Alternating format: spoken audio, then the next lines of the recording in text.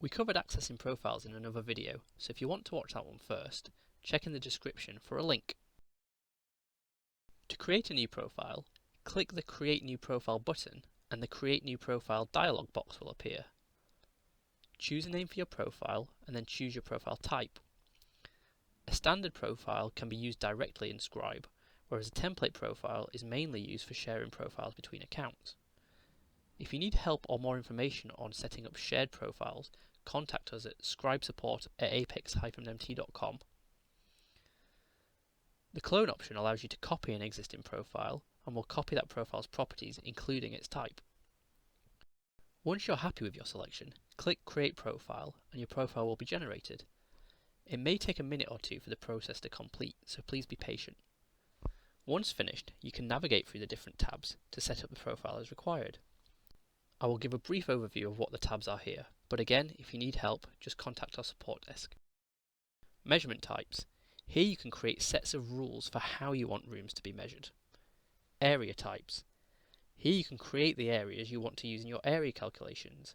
Each area is linked to a measurement type. Floor names. Here you can choose what you want your default floor names to be and the order in which they're added. Room types. This is where you can specify which type of room are measured in which way, by linking them to one or more area types.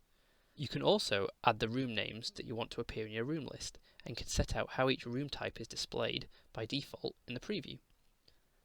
Layer names. Here you define how you want to group your areas for display and area calculation purposes. Notes. Here you can define any notes you may want to add to your plan.